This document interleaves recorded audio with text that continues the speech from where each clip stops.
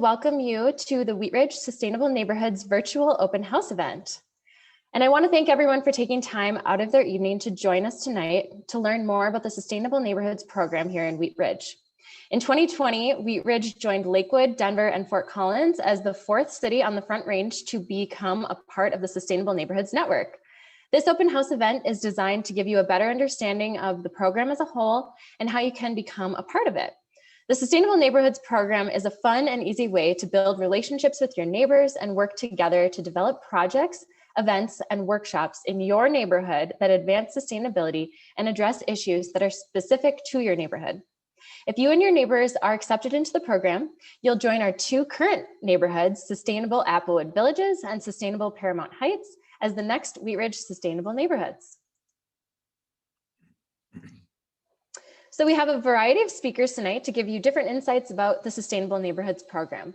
First, Mayor Bud Starker is going to say a few words. Next, I will give you a brief high-level overview of the program with more detailed information later in the presentation.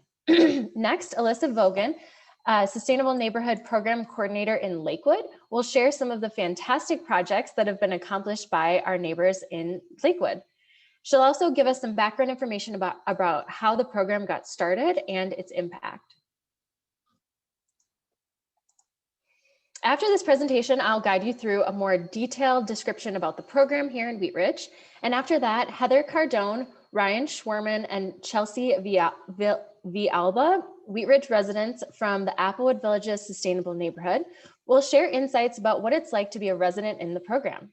Applewood Villages, along with Paramount Heights, are Wheat Ridge's first 2 neighborhoods in the program, and they've been making fantastic progress since starting the program in the fall of 2020. To wrap up the presentation, I'll explain a little bit more about the neighborhood application process and share with you some tips for a successful application. Applications for new neighborhoods are open now, and they're open until Monday, March 22nd. After the presentation, the Applewood Villages residents and myself will be available for questions about the program and the application process. If you have questions throughout the presentation tonight, you can type them at any time using the question and answer button at the bottom of your Zoom screen, and we will answer all of your questions at the end. And we also have Marianne Schilling, assistant to the city manager, behind the scenes tonight, helping us with the virtual meeting platform coordination and logistics. So thank you to Marianne for all of your help tonight with making this open house go smoothly. Lastly, before we begin, I would like to mention that this open house is being recorded, and the recording will be available on the city's website and YouTube page if you or your neighbors would like to watch it at a later time to learn everything you need to know about the program. So with that being said, first I would like to introduce our mayor, Bud Starker, who's going to say a few words. Mayor, thank you so much for taking time tonight to speak with us, and take it away. Yeah, thanks so much for inviting me tonight, and I am really pleased to welcome everyone here to to learn more about sustainable neighborhoods. We over the last couple of years, we revised our neighborhood revitalization strategy, and the biggest thing that came out of that was an emphasis and a real focus on neighborhoods, how neighborhoods can work within their communities to develop community pride and to really make everyone feel more a part of their community, their neighborhood, and the city in general. The Sustainable Neighborhoods program is a really vital part of that. It really provides, I think, an opportunity for people to be able to work one-on-one with neighbors and their community residents that they see on a daily basis at the grocery store, around town, and really have an opportunity to get together, think about how they want their neighborhoods to be in the future, how they can work together and really work together to make a more sustainable future, which is really, if you look at what's happening in our world, that's the direction we need to move in, with everyone kind of pulling together on that. So I'm not going to take any more time. I really want to welcome you all to this presentation, and I really hope that you'll be able to look at it. If it's right for your neighborhood, please work with Kayla and the other members of the sustainability community that we have here, and I wish you all the best of luck. So thanks so much for having me. Thank you so much, Mayor Starker. Thank you for being here tonight and for sharing your support for the program. It means a lot to us. Okay, so we'll jump right into it. I'll give a little bit of an introduction to the program here. So the Sustainable Neighborhoods Program is a new program that started here in Wheat Ridge in 2020. It's a really fun and easy way for neighbors to come together to make positive changes in their neighborhood. The program is neighbor-led, so the projects that you create and implement are directly related to what interests you and your neighbors. Neighborhoods participating in the certification program use guidance from city staff to, to build a neighborhood leadership team, survey neighbors to find out which topics they want to focus on, build an outreach plan, and organize workshops, projects, and events that enhance the livability of their neighborhoods and promote sustainability. Participating neighborhoods receive program credits for their projects and events, which earn them recognition from the community and from the city. After 1 year, when the neighborhood has earned enough credits to reach certification, they'll receive a street sign from the city installed in their neighborhood to showcase their accomplishments. Neighborhoods will continue in the program in subsequent years, continuing to earn credits for projects, maintaining the certification in the program, and continuing to increase sustainability at a neighborhood level in Wheat Ridge. So the overall goal of the program is to enhance the social, ecological, and economic strength of neighborhoods and of our city as a whole. The Sustainable Neighborhoods Program focuses on 5 broad goal areas: air, water, land, energy, and people. Neighborhoods use these goal areas to guide their selection of workshop topics and neighborhood initiatives. One project may encompass multiple goal areas, which is great. There's no requirement for neighborhoods to complete projects in all of the goal areas, but the project must fit into at least one. There's a goal ideas brochure on the Wheat Ridge page of the Sustainable Neighborhood website that provides examples of potential projects that would fit into each of these categories. So now that we've discussed the basics of the program and the goal areas, Alyssa Vogan, program coordinator from Lakewood, is going to give us a brief background on the Sustainable Neighborhoods Program, how it started in Lakewood and how it expanded to other cities on the Front Range, and showcase some of the projects that have been implemented by neighborhoods in the Lakewood program. So with that, Alyssa, take it away. Great, thank you so much. Yeah, thanks for having me, and thank you to Wheat Ridge for giving me the opportunity to share a bit about Lakewood's experience in the Sustainable Neighborhoods Program. The program was actually created in Lakewood in 2012 by our now sustainability manager, and at the time he was a neighborhood planner. So through his work in the community, Jonathan was realizing that the demand from residents for more sustainability related resources, programming, and education was steadily increasing over the years. And he also realized that a lot of that sustainability expertise that was needed to advance sustainability in Lakewood could actually come from the community and the residents themselves. So after some trial and error with the program, implementing it a few times and having to kind of rework it, the program was created and launched in 2012. And now we have our 10 sustainable neighborhoods who continue to bring passion, creativity, and expertise to solve neighborhood level and community level problems and strengthen connections in Lakewood. So I'm going to share some slides now. Can you see that, Kayla? This slide? Perfect. Yep, I can. Great. So the program model it was proven successful in Lakewood, and over the last several years, it's since expanded to several other Colorado communities, including Wheat Ridge, and we're really excited to have our neighbor to the south join us last year. And you can also see that the city and county of Denver, as well as the city of Fort Collins, are all implementing this program. So I'm just going to take a moment to share some of the stories of residents doing great things in their neighborhoods, and keep in mind that all of these stemmed from an idea that a couple of residents had, and then they were brought to life through the program. So many years ago, a neighbor in our Sustainable Southern Gables community wanted to address the leaf-filled plastic bags that pile up in the neighborhood every fall, only to be taken away to the landfill. So the first year that this resident organized the neighborhood leaf collection and composting event, around a few dozen households participated. And each year since, the event has grown and a new awesome element has been added each year. Youth actually now rake leaves for senior citizens who are unable to do it themselves. Over 8 tons of leaves are composted every year in this neighborhood. And just this last year, the community partnered with a local farm who now uses the leaves for soil amendment instead of having them sent to a composting facility. One of our older neighborhoods that's pretty close to Wheat Ridge, Morse Park, has a lot of beautiful trees, but a lot of them are also old and dying trees. So to encourage residents to improve tree canopy and plant trees, a resident worked with a couple of our local nurseries who agreed to provide a small discount to residents who would participate in tree planting programs. So they set a goal to plant 200 new trees in the neighborhood by the end of 2020, and they ended up reaching their goal and actually exceeding it. Like the leaf collection, paint recycling is a service that isn't actually offered by the city of Lakewood. So many of our neighborhoods now organize annual paint recycling events, and this is done in collaboration with a company called Green Sheen. And these photos are from an event last year where 2 residents organized a socially distant event that actually served over 100 residents and raised over $2,000 for the neighborhood elementary school.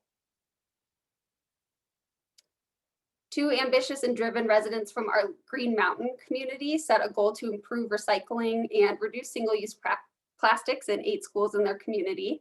This project has been ongoing since the fall of 2018 and actually has contributed to Jeffco School District making a decision to eliminate styrofoam trays in schools. So together, these 2 women that are pictured in that top left photo have connected with over 1,500 students at this point, helping them to understand the importance of recycling and caring for the environment. Strengthening social cohesion, supporting those in need, and creating a strong connected community is key to resilient neighborhoods. In several of our neighborhoods, there have been community coat drives and other fundraisers for local organizations. In our smaller Lake Lockwood Village neighborhood, several residents received energy and water audits, implemented a lot of the recommendations that came from them, and then shared about their experience to encourage their neighbors to do the same. We see a lot of educational opportunities for residents that stem from this program. So Chicken Keeping 101 is just one example of the many, many sustainability workshops that have been hosted. We've seen energy efficiency, low stress bike route forums, composting education, you name it. And it's probably been covered in one of at least the 4 cities that the Sustainable Neighborhoods program is in. And the best part is that the experts that are out there educating their neighbors are residents of the city themselves. And so it's a lot easier, I think, for residents to connect with and apply what they're learning at these workshops directly to their lives when it's coming from people who could be their next door neighbors.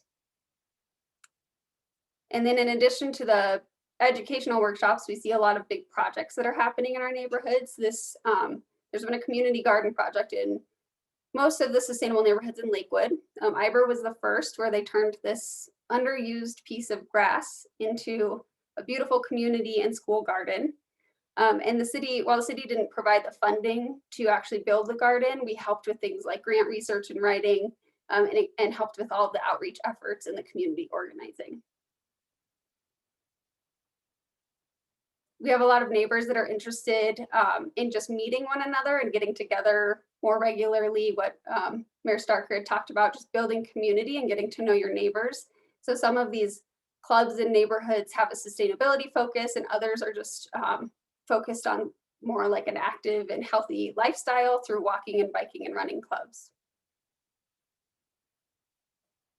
The Be Safe initiative started, and being so close to Lakewood, you might have seen one of these signs before, but this started in one of our Lakewood neighborhoods, the Iber neighborhood, and it since has expanded to 8 of our neighborhoods who are implementing this program.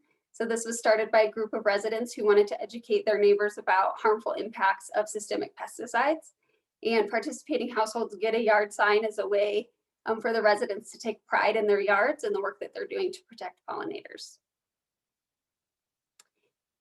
And just lastly, I wanted to touch on what's been going on in these neighborhoods in the last year. So during the pandemic, neighbors have still managed to host virtual workshops and happy hours, exchange seeds while practicing responsible social distancing, organize neighborhood cleanups, connect with and provide for neighbors in need, and just so much more. So we've really been reminded during these challenging times that about the importance of creating resilient communities, and the Sustainable Neighborhoods program is is one way that that's been happening in Lakewood. So just with that, I want to wrap up and say, you know, since 2012, our 10 neighborhoods have had participation from over 27,000 residents through 600 plus, actually now 700 plus projects, events, and workshops. So for Lakewood, the program has proved to be an effective tool, not only in helping us achieve our sustainability goals, but in helping our communities connect and become more resilient.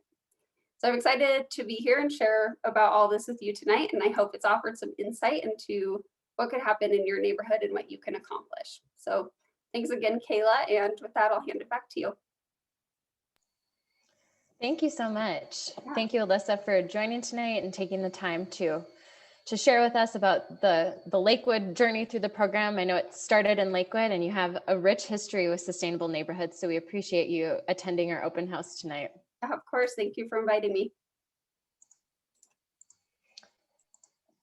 Okay, so with that being said, I'll get back to kind of more details about the Sustainable Neighborhoods program. So now that we've seen from other neighboring cities the impact of that this program can have on neighborhoods and on the city at large, how does this all happen for Wheat Ridge residents? Well, it starts with you, the neighbor. The Sustainable Neighborhoods program is neighborhood-led, so the residents are the ones that bring the ideas and the passion to the table. The city is here to provide guidance, support, and resources to make those ideas happen in your neighborhood. I'm the program coordinator in Wheat Ridge, and I will help neighborhoods to find experts to speak at events, build relationships with local organizations, and provide supplies and materials for neighborhood projects. After neighborhoods are accepted into the program, I will work with the neighborhood and its leaders to organize their ideas and make a plan for action. We'll have a planning meeting to identify neighborhood promotion strategies and develop a neighborhood interest survey. We'll plan and we'll coordinate a neighborhood kickoff workshop and develop a leadership team in the neighborhood that will help to manage all of the projects. We will create an outreach plan and work towards activating more people in the neighborhood to get involved with projects. I do want to mention here that we are in an unprecedented time with COVID-19, so we will move forward with this process safely and take into consideration all guidelines regarding social distancing and face coverings. If it makes sense to delay your neighborhood kickoff meeting until later in the year, that's completely acceptable with us, and we'll work with the 2 new neighborhoods similarly to how we've worked with our 2 current neighborhoods to adjust the timeline and the process and the certification as we have more information and to work with your needs. Your safety and the safety of all of our residents is our first priority, so please do not be deterred from applying for this program if you're concerned about the in-person requirements. Along these lines, I just wanted to quickly highlight some examples of projects that other sustainable neighborhoods have been accomplishing during COVID to shine a spotlight on our amazing regional sustainable neighborhoods and their accomplishments towards sustainability and neighborhood resiliency through this pandemic. Neighborhoods have been doing neighborhood asset inventories, which is where neighbors can complete a form or a survey to let their other neighbors know what kinds of supplies they have and that they're willing to share with one another. And this is a great example of a remote engagement project. That way, if a neighbor needs to borrow a rototiller or a blood pressure monitor, they have an inventory that they can search through with contact information of neighbors that can provide them these resources. Neighbors have also been turning little libraries into little resource libraries and stocking them with reusable materials to make masks and other supplies that their neighbors might need during the pandemic. One neighborhood completed a no contact porch light campaign where neighbors put a sticky note on their front door to let the other sustainable neighborhood team know that they would like their porch light exchanged for an LED bulb. So the team could walk through the neighborhood and easily identify which neighbors wanted the replacement bulb without needing to knock on every door. There are many ways that neighbors can get involved without the in-person engagement. And like I said, we will be there to help you brainstorm ideas, and we'll be flexible with the program and the certification timeline. So why join this program? The unique aspect of this program, unlike other city programs, is that it is designed to be neighborhood-led. So you are the ones coming up with the ideas for the projects based on the unique needs of your neighborhood, and the projects directly benefit you, your neighbors, and your community. By working with your neighbors to identify the problems and issues in your neighborhood, and the topics that many people are interested in, you can work together to find solutions and develop innovative projects to make a positive change.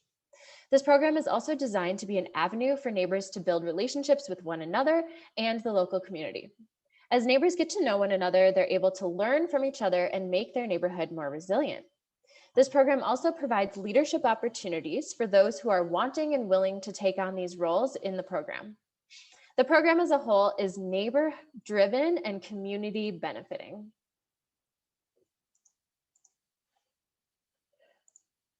And focusing on the community benefits, your neighborhood will receive recognition from the city and from City Council for your achievements and your progress throughout the program.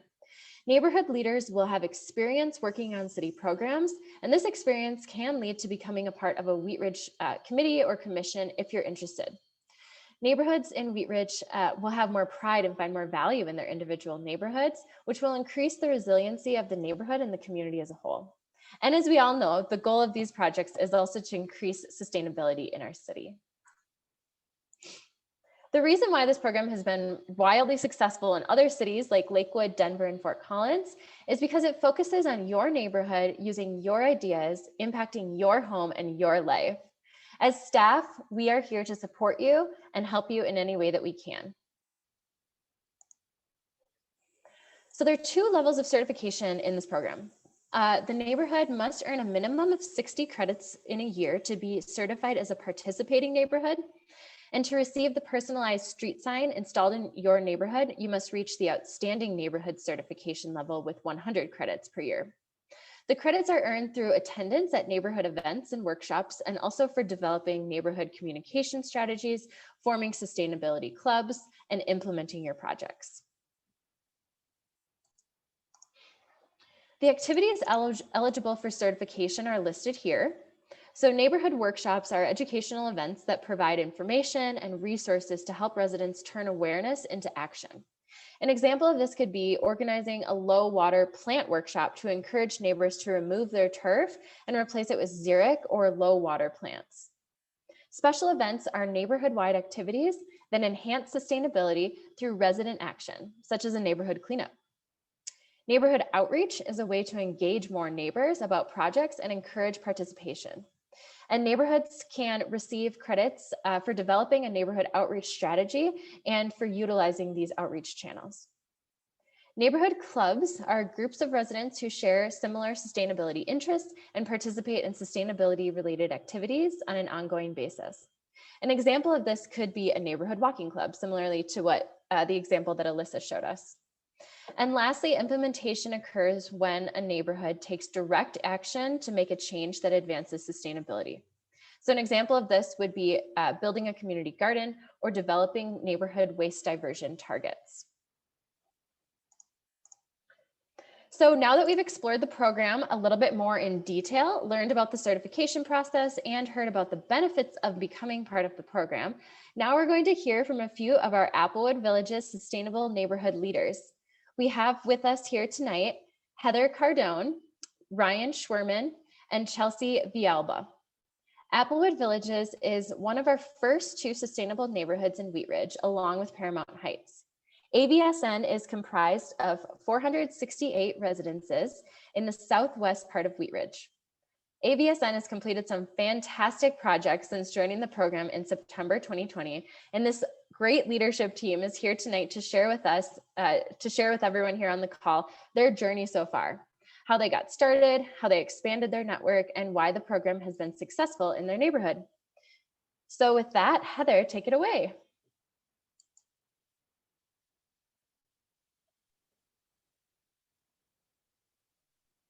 Hi, everyone. I'm Heather Cardone.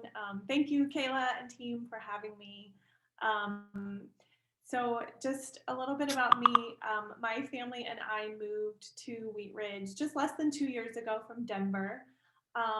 We are in Applewood Villages, and our little pocket is very social, has a neighborhood block party, has a lot of holiday events. So that afforded us the chance to meet a number of neighbors before everything shut down. So shortly after moving in, I met a neighbor named Meg, who's also involved but couldn't be on the call tonight. And Meg and I bonded over a love of sustainability and cloth diapering and composting and things we were both passionate about there. And Meg had a contact or a friend in Lakewood who was part of the program. So she started talking to me about this sustainable neighborhood program, and we both wanted to get involved. She explained to me the application process, and then she helped connect us with Kayla to set up kind of an introductory call to learn more. We worked with Kayla to help officially apply for our neighborhood to be a part of the program. Meg decided to hold a food truck event and invited a food truck to come to our neighborhood in order to give us a safe, socially distant way to collect signatures to apply. And we were able to collect enough signatures and were accepted, as Kayla said, to the program in September. We tossed around a couple of project ideas, just the two of us, and some of those included candy wrapper recycling for Halloween, doing a gear drive with a nonprofit, and then also figuring out how to compost yard waste, because like Alyssa alluded to, we see all these big black trash bags in the fall around the neighborhood. After talking to Kayla, we did land on the yard waste composting event as our first official event as a sustainable neighborhood. Kayla let us know that the city had partnered with Scraps and that there was already a citywide event going on that we could kind of tag team and become a part of. So that was our first official event. With Kayla's support, we promoted the event on our neighborhood Facebook page. We had about a 100-person email list that had kind of built up over the years from block parties, things like that. So we promoted it through the email list. The city provided us with compostable trash bags, which I handed out to neighbors. And then Kayla helped us coordinate with Scraps to do a large leaf contribution. So we asked all the neighbors to drop the bags at my house on Saturday, and then me and a couple of my neighbors helped to run bags over to the Scraps event on Sunday. And I want to say we had over 70 bags collected. So it's a very successful first event. From there, Kayla gave us the suggestion to start building up our leadership team and also coordinate outreach to our neighborhood to help gauge interest with a survey.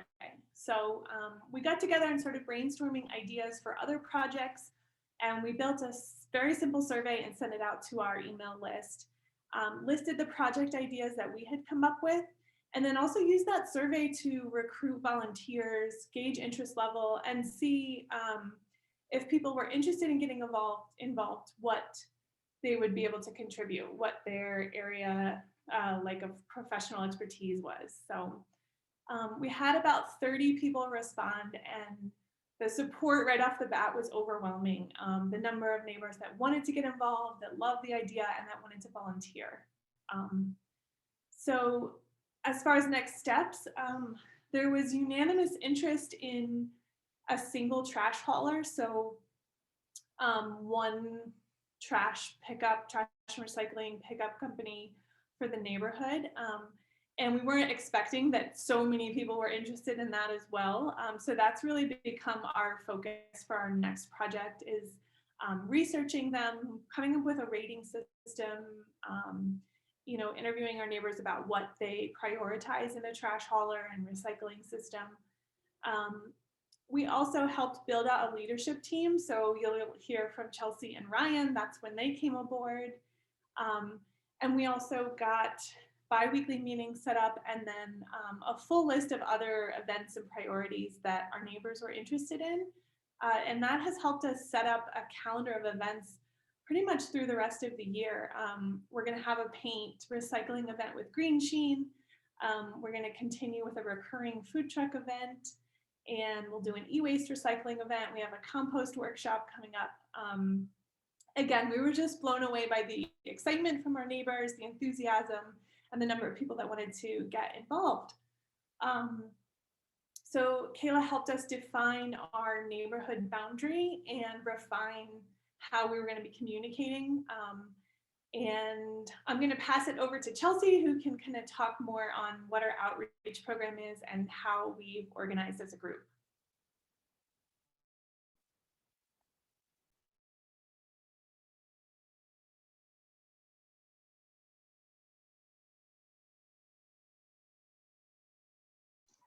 Okay, can you hear me?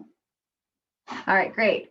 Thanks, Heather. Good job. I think that was an excellent summary of where we are right now in the program and the level of involvement from the leadership team. So my name is Chelsea, and I am also a neighbor, obviously, in the Applewood Villages community. And just background on me, I've been in Wheat Ridge, living in Wheat Ridge for 4 years. We moved to Applewood Villages in February of 2017.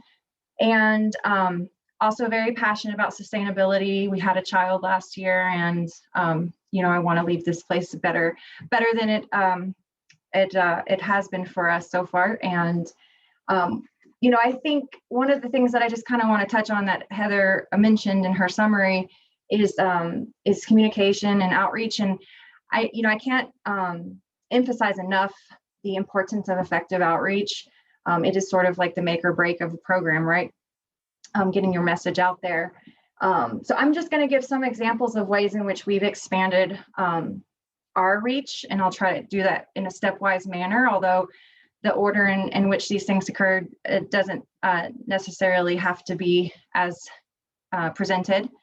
But, you know, the elements, all that you see here are elements that we've incorporated in our outreach plan. And that is part of being, you know, in the program, is that you have to submit an outreach plan. So maybe you can get some ideas from what we've done. You know, I think the first thing to focus on really is creating a more professional appearance. And I say that from experience. You know, I feel like people have more confidence in the initiative when it comes off as professional. It assures them that you're not just some rogue neighbor that's out there working on your own personal agenda.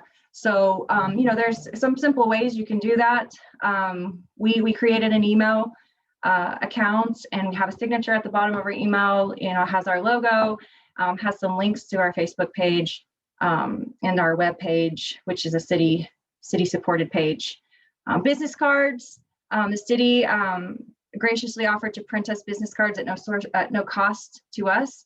I think that's just we decided in our meetings that it would just be a very convenient way of spreading the word about our program in casual conversation. You know, if you're talking to someone and in sustainable neighborhoods comes up in conversation, it's super easy just to slip them a business card that has your email address on there and links to your Facebook page, web page. We actually have a QR code on the back of ours. And so we opted to do that, and the city was supportive. And then obviously the social media aspect, which for us has been a Facebook page, and then we also have a Facebook group. And the group allows us to communicate directly to the people in our neighborhood that we know have been verified and living in our neighborhood. So we have a closed private group that we blast, you know, some marketing and promotion things there that are specific to our neighbors, you know, as the page is more publicly available. So these are just ideas that I think create the professional appearance and make your program a little bit more legit, and things that we have done. You know, the next is just kind of building your network, right? Building your contacts to whom you will you market and promote and email. And, you know, in our neighborhood, like Heather said, we were already a very social and organized group to start with, through block parties, Christmas parties. We've had ice cream social events. A lot of our kids go to the same elementary school at Color Strand. So we were already pretty well connected and had a base email list. And then again, we had the group that started a few years ago. But if you don't already have a base to work off of, you know, the perfect way of doing that is as hosting an event. And I know, like with COVID, it's difficult to do events, but Heather mentioned we've done food truck events, and in the summer it was a little bit more lively because the weather was warmer and more people out socializing. But the networking events, super critical in networking and building your contacts list and just getting people interested in the initiative, directing them to your social media pages. The other way we've kind of built our contact list and build our network is the city supported us in a direct, we had a indirect mailing. And so we built out an info mailer. It also included a paper survey because we recognized that some of our residents are older and they don't use social media. And so we opted to do also a paper survey. Heather had mentioned that we had done surveys to gauge the interest in certain projects, but the city supported us in that, and they actually sent information about our program specifically, the projects we had on our agenda, and helped us collect. That actually helped us collect more information on who was interested and as far as volunteering or just wanting to be on our mailing list. And on that as well, we included a QR code so people could scan and also take a survey online. But it was just a great way of getting more contacts built into the network, and we add them to our contacts list in our Gmail account. And it's super easy to, blast out communications for people who want them, who have opted into getting the emails. And so that's been great, and we continue to build that list. The engagement part is an ongoing thing. We are doing a round of surveying right now, but I think, every year we'll probably try to gauge interest in new topics and new projects. But the survey has been great for building engagement because people kind of get a glimpse of what it is we're thinking of, we want to implement for the year. Face-to-face, again, that's difficult with COVID. But we have done some face-to-face canvassing, and obviously, again, with the truck events that we have occurring every Saturday, it's an opportunity to have some face-to-face time with community members and keep them engaged, talk about the program. We are also going to start up a newsletter starting in March. We're going to be sending out a monthly newsletter through email. We're going to be using MailChimp, which is a free application that kind of gives your messaging a more professional look. Also just trying to really make the organization look legit and professional. But that'll start up in March. By that time, we'll have a full list of things really set in stone as to what we're doing this year. And, always recruiting help. And again, surveys are great for that because if you want to add a question in your survey about if you're interested in helping, it's a great way to recruit help, and you can follow up with those people afterwards. And just continuing to promote, we are looking at asking the city to support us in building or installing a neighborhood bulletin at our open space that's in the neighborhood. We have it's a very common area for people that people traffic and can see. And in our survey, we did get responses that people would prefer to have a neighborhood bulletin versus maybe being emailed. So it's a great way that we can print flyers and post them up on the bulletin so people walking by can see what events we have coming up. I think I touched on the webpage and the social media, but just blasting those with promotions for events and things like that. So these are ways that we've gotten our message out. We've effectively communicated, and it's been great. You don't have to do all of these. I think it's very personal to the program, but these are the things we're doing and have worked for us. Yeah. So Ryan, I think our colleague Ryan is up next. Thanks, Chelsea. Hi, everybody. I'm Ryan. My wife and I moved to Wheat Ridge just over 5 years ago from Northwest Denver, just like the vast majority of people in the neighborhood. Sustainability has become a bigger issue to me recently because sustainability is about living in and interacting with the environment in a way that ensures that future generations can also do the same. This is obviously important to me because my wife and I now have 2 kids, and I want to make sure that my actions in life ensure that they have a viable future for themselves down the line. With sustainability, there's something known as the triple bottom line, which consists of the environment, the economy, and people. So the Sustainable Neighborhoods Program is really effective because it can draw people in, whether they're focused on saving money, protecting the environment, or simply interacting with their neighbors. For instance, the food truck events that Heather and Chelsea both mentioned, they've really been great because not only have we been able to walk within our neighborhood and go get great food, but we're able to see and meet neighbors, right? Masks on. And it's really enhanced the sense of community within our own neighborhood. Some other people may just want peace and quiet in their neighborhood. And you can see from one of the quotes up here that the single trash hauler is really important to those type of people because it cuts down on the amount of garbage trucks that are constantly going up and down our streets every day of every week. Also, it would cut down on emissions and fuel usage, sustainability aspect. Learning about things like solar technologies can apply to your neighbors who are really concerned with saving themselves money over the long haul. Same with things like xeriscaping. Other people have backyard gardens, and the composting program can talk to them. Really, whatever part of the program they're interested in, there's a sustainability component to it. And also, it brings your neighborhood together and allows it to feel more like a home, right? Your neighbors are your family. And it's really important to live in a place where you feel comfortable and you feel loved. Our particular program is really new, but I'm excited to see where it goes and all the various ways that we can build a more sustainable neighborhood and maybe a more sustainable world. That's it. So thank you all very much for having us. This has been great. Thank you. And thank you, all three of you, for joining us tonight and taking time to really talk us through your journey through the program, how it's been going so far, what you've learned. And again, three of those Applewood Village's neighborhood leaders will be on with us after we wrap up here to answer any questions that you may have for the residents.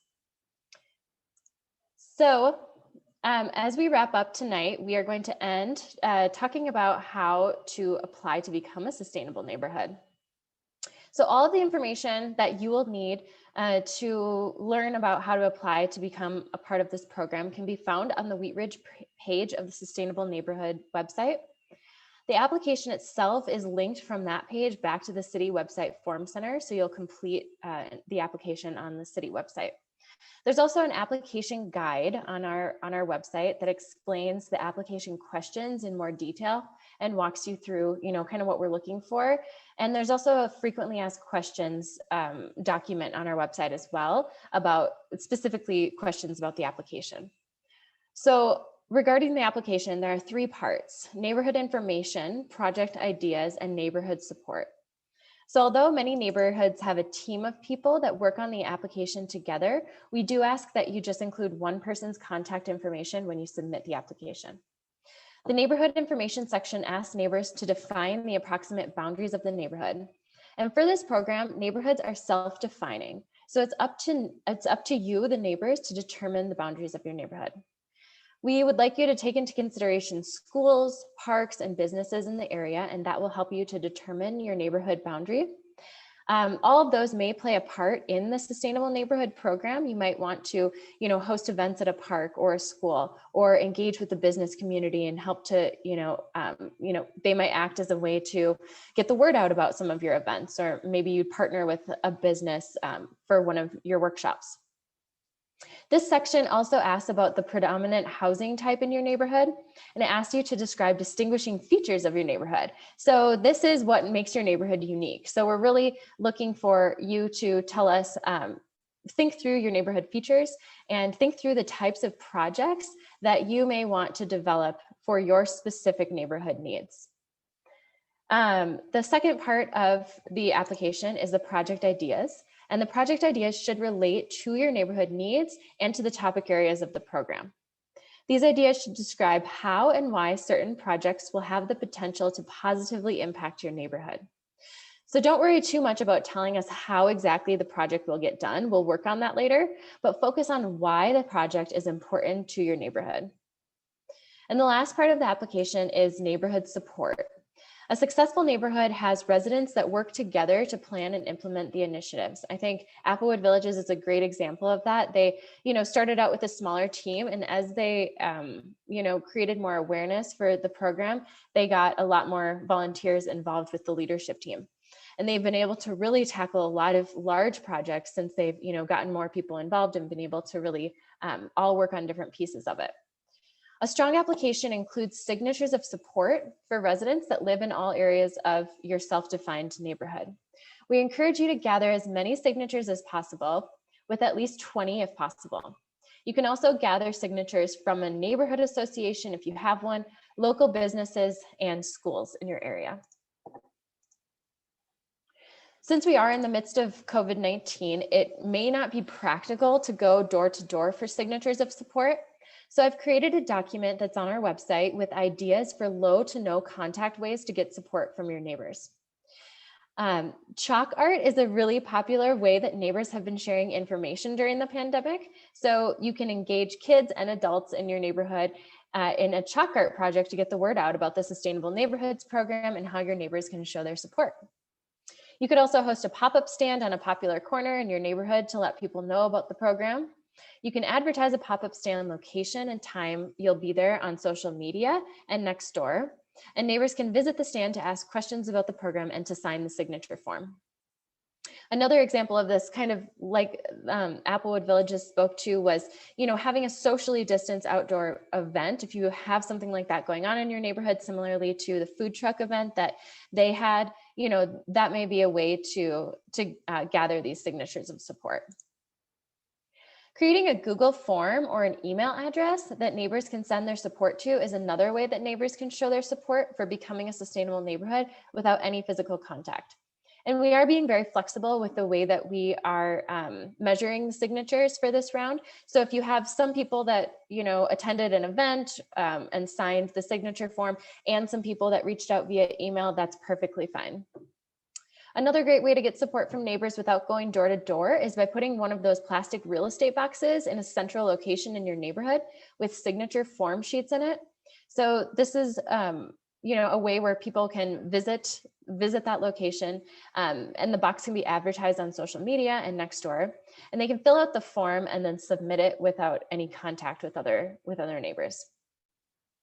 If you choose to do this, make sure that there is a locked box where the neighbors can submit their forms. So, maybe next to it, or maybe a location outlined on there with an address where they can submit the forms, just so that the information isn't left in the open.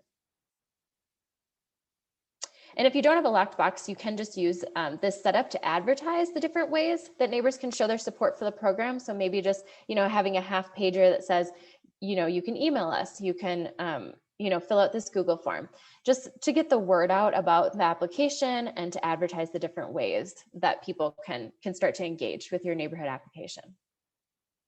Lastly, printing door hangers or mailbox flyers with ways to show support and distributing them throughout the neighborhood could raise awareness of the program and give neighbors the freedom to choose which way they feel most comfortable showing support for the neighborhood application. And we do still have about 5 weeks left until applications are due. They're due on March 22nd. So, I'm happy to work with anyone that's on this call that would like, more ideas or help with any sort of these remote engagement opportunities. So like I said, applications are due March 22nd. We will be reviewing the applications in late March, and 2 new neighborhoods will be chosen and will be informed in April. We'll be focusing on neighborhood applications that have planning, participation, and potential. So what that means, planning is that the application has been thought through and the projects have plans, and the ideas are well thought out, and there's a plan of action for how these ideas will happen. Participation is in regards to the amount of support from the neighbors. And potential is the ability for the application to show that this program and the support that you'll receive from city staff will lead to increased neighborhood engagement and progress towards sustainability goals. We want this program to be a catalyst for building a sense of community and involvement in your neighborhood and in our larger community. So before we conclude, I want to just give you a few tips for a strong application. First of all, please create the application outside of the Forum Center on the city website, like in a Word document or a shared Google Drive file, so that you can easily copy and paste the answers into the Forum Center when you submit the application. And there's no risk of losing the information because of technical issues. It's a good idea to read through the application on the city website the application guide, and the frequently asked question document before starting your own application to get a sense of what you'll need to prepare to submit your application. We want you to answer the questions completely, but once you're in the program, we can iron out the details. Proofread your application with other neighbors that have expressed interest and make sure that everyone's ideas are included and supported in the final draft. And lastly, make sure that it is submitted before or by Monday, March 22nd, 2021. So we're so excited. Thank you everyone for being here tonight. We're so excited to expand the Sustainable Neighborhoods program here in Wheat Ridge. And I want to thank everyone for taking time out of their evening to attend this virtual open house. Thank you to all of our speakers, Mayor Bud Starker, Alyssa Vogan from Lakewood, and our 3 Applewood Villages Sustainable neighbors for joining us tonight and for speaking and sharing different pieces of the program. I'm here to support you in any way that I can, both through the application process and if you become a sustainable neighborhood. If you have any questions about the application or the program as a whole, please reach out to me. You can find all of the information you'll need to know about the program and at the address listed. Just a reminder, this presentation was recorded and the video will be available on the city website if you or any of your neighbors have any questions about it or would like to watch it at a later time and learn about the program. So now myself and the Applewood Villages Sustainable Neighborhood residents are here to be a resource for you and to answer any questions you may have had during our presentation tonight.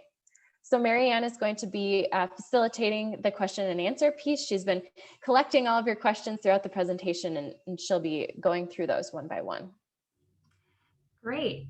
Yes, the first question that we have on here is, what is the definition of a neighborhood? What is the size and what is the population requirement?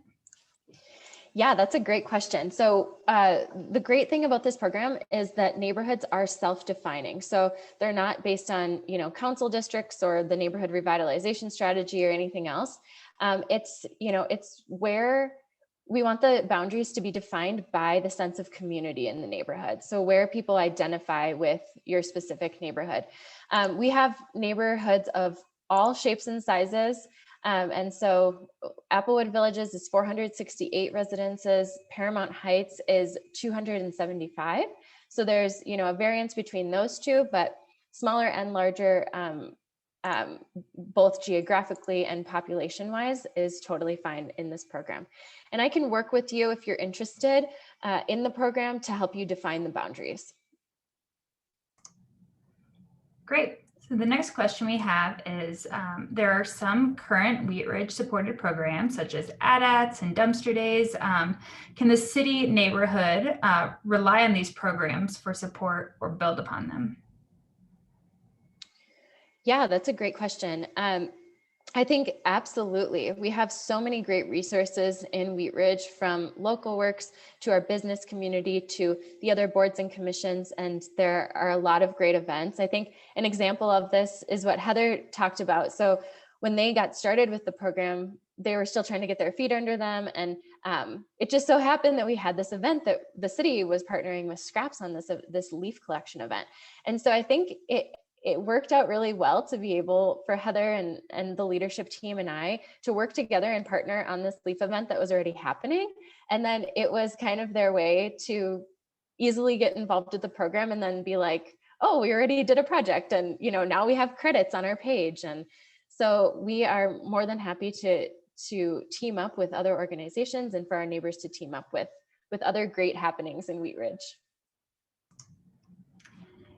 So the next question was answered by Heather, but it'd be great if she could respond again, just in case people didn't read it in the chat. And the question is, for Heather, how did you collect email addresses? Did the city help you, or did you have an existing list that you started off with? Yeah, so I'll just kind of reiterate. There was already an existing email list going in our neighborhood that was collected over the span of years before I moved in. Like Chelsea mentioned, the neighborhood is very social. So those were already kind of being collected. So that gave us a great starting point. But when we've sent out surveys, especially with our paper surveys, we asked our neighbors to give us their email address if that's how they wanted to be communicated with. So we've been able to build on that email list over time. Great, thank you. Another question we have is just a reiteration of how this program got started. Is this program building off of a national program? Yeah, so this program was started by the city of Lakewood over 10 years ago. It came out of Lakewood's sustainability department, which is within their planning department. And it expanded to Denver, the city and county of Denver, and then it expanded to Fort Collins. And we are the 4th municipality to join the program. The sustainable neighborhood, so we're all part of the Sustainable Neighborhood Network, and then we've all implemented the Sustainable Neighborhoods program in our cities. So it is a Colorado-born program, and I know that the network is looking to continue to expand to new cities. All right, we had a question in the chat, and it was, I'm at 35th and High. I believe it's Barth. Does our area have a program? How do I find out about events nearby? Yeah, great question. So your neighborhood would not have a program. We just have the 2 sustainable neighborhoods right now. So Sustainable Applewood Villages, and that is actually the smaller part of Applewood Villages that I showed on the map. So 32nd to 38th and Youngfield to Sims. I think it's Sims. And so just a small chunk of the larger Applewood Villages, and then the Paramount Heights neighborhood, which is just southeast of there and borders Lakewood right to the west of Crown Hill. And so those are the only 2 sustainable neighborhoods in Wheat Ridge right now. So if you don't live within those 2 neighborhoods, you do not have a program. And so we encourage you to, link up with your neighbors and to fill out an application, because we'd love for the program to expand to other areas within the city. And you can always find out about things going on in the program on the website, sustainableneighborhoodnetwork.org/Wheat All right, so the next one we have is, as applications are received by the city, will you connect various neighborhoods that have similar goals or programs, or adjacent neighborhoods as well? Yeah, that's a great question. I think one of the best things about this program is the information sharing that goes on. So we have 2 neighborhoods right now, and they're not directly next to each other, but we've already been, communicating between the 2 neighborhoods, setting up meetings and sharing information between the 2 of them. And so I think as we continue to expand this program, it's a really great opportunity for our current neighborhoods to share information with our new neighborhoods, and for sustainable neighborhoods as a whole throughout the city to really collaborate. An example of this would be our Green Sheen event that we're doing in May.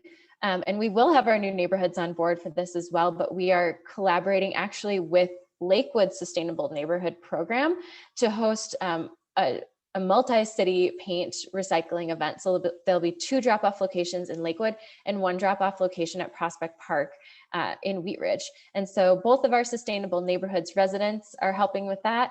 And it's kind of a function for the sustainable neighborhood program as a whole. So it's a really great way that we're all able to kind of collaborate and get to know one another and support one another. A question from Betty Jo is that Doug Talamy has started a project called Homegrown National Parks, which have people plant native plants and register them. Will creating a national map of those, will creating a national registry count as a project? Definitely. I think that would be a fantastic, low to no contact engagement idea. Yeah, I think that we could look at the project and we could figure out which of the categories it fits into, but there's a similar project going on in Paramount Heights right now. Not exactly the same as that, but they're doing a wildlife walk.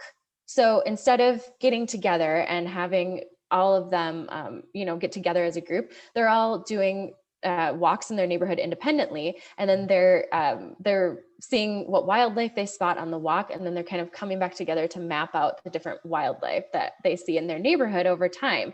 So they're kind of creating this map and this registry of different types of birds and wildlife that they see, and so they can measure the engagement and the participation in that program as a remote project. So it's really great, especially right now.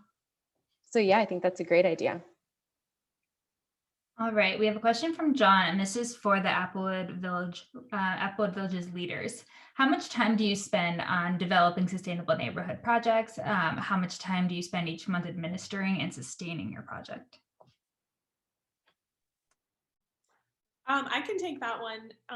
And I hope this isn't a cop-out answer, but I really feel like it ebbs and flows. Like Kayla said, it's really resident led. So there's no pressure from her to like get projects done or meet deadlines.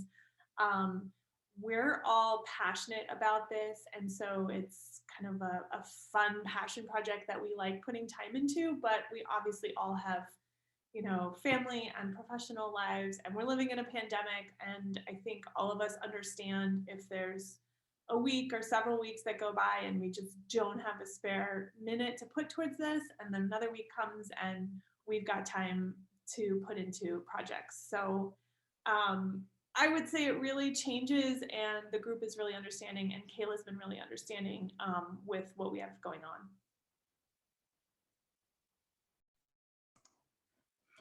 All right, the next question we have is there a way to be connected to folks on this call in my neighborhood?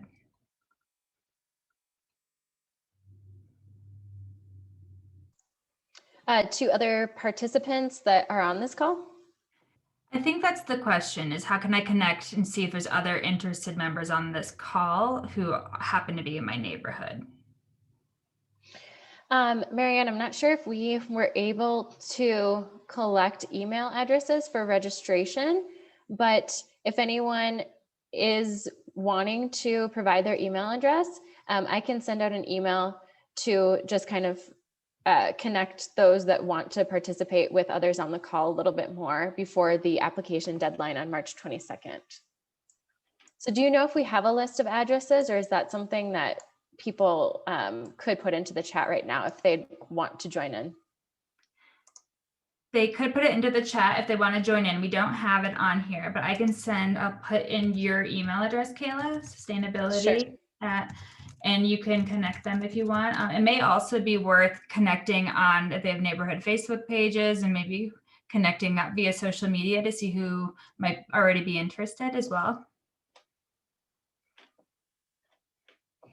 Wheat Ridge Neighbors is a Facebook group, and that might be a place to connect, or there's a few other social media channels for Wheat Ridge. And to answer your call, Anne, no, we did not collect it before answering the call. It was an open link people could just pop on into. Okay, well then, yeah, I think the best way would probably be for people to reach out to me via email and just let me know if they'd like to be connected with other people, and then I can kind of go from there. Great. Those are the questions that we have from the group. And please continue to type in questions if you have anything else. We have a couple kind of commonly asked questions as well, so I'll just pop those in here. And one of them is, if you're a renter in a multifamily unit, can you still apply and participate? Yes, so there's no restrictions on who can apply to be a part of this program.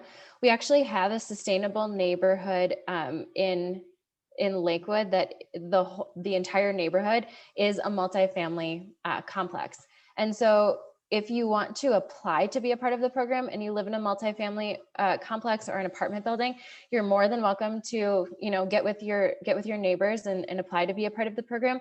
And if you are within the boundaries of a sustainable neighborhood and you live in an apartment complex, you also, if your neighborhood is part of the program, you are also encouraged to participate. So there's absolutely no restrictions on participation based on what your residence type is. And we also encourage our neighborhoods to include multifamily in their outreach, and to try to expand to include multifamily residences as neighborhood engagement channels kind of bolster through the program. Great. And the last question I have on here is for our community leaders from Applewood Villages, which is, how hard has it been to recruit new volunteers to help with the program? Yeah, so I can handle this one. Not very hard. It's been really amazing to see how many people, just by word of mouth or by actually on the surveys have volunteered their time. I am one of those people. I wasn't part of the original group. I've had neighbors walking by and have just noticed and said like, hey, this is a really great program. We're really excited to be part of it. Can I help out? Things like that. So I think if you do start the program, you'll get more people involved and more people excited than you ever intended, which is really cool.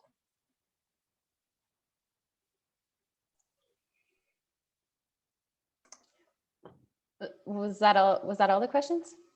That is all the questions that I have. So if anyone has any additional questions, please plug it into the Q&A before we wrap up. And again, I just want to thank all the speakers and everyone that's attending this meeting. Thank you so much for taking time tonight to join. If you have any questions, like Marianne said, feel free to reach out to me. And we have, just over a month to continue these applications and to get them submitted.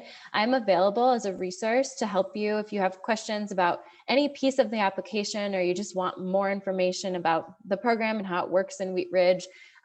Anything from the application to the topic areas or types of projects or how the certification works, feel free to reach out to me. And my contact information is in the chat. Also, it's on the Wheat Ridge page of the Sustainable Neighborhood Network website, and we would be happy to help you in any way that we can. And I just got one more question. Can we change the size of the neighborhood as we go along? So yes, you can. It's not something that is typical, but actually Applewood Villages Sustainable Neighborhood is a great example. So as you know, Applewood Villages as a whole is a huge part. It's a really large neighborhood. There's over 1,200 residences in Applewood Villages. And so after they were accepted into the program, we kind of were having some discussions about what should the neighborhood boundaries be. And at that time, they didn't have this amazing leadership team that they have now. And they just had a few people that were interested. And so we kind of looked at the neighborhood and said, where's the most engagement? And where do we know that we have these outreach channels created that we can support, and we can start to move forward with some of these projects? So we had a pretty small neighborhood. I think it was around 100 homes. And now that we have expanded and they have a great leadership team, and they've been hosting these food truck events, and people from larger areas have been attending their events, we've expanded the neighborhood to 468 residences. And so I think, we've talked as a group about even having stretch goals to expand further into Applewood Villages east of where it is right now. So I think that what's amazing about this program is that we have a lot of flexibility to make the program work for you and for your neighbors. And so we definitely can talk about your neighborhood boundaries, and it's not something that's static, and it is something that can grow with you and grow with your program. Thank you. That's a great question. Well, thank you everyone for coming tonight. Feel free to reach out to me with any questions. And with that, have a wonderful rest of your night.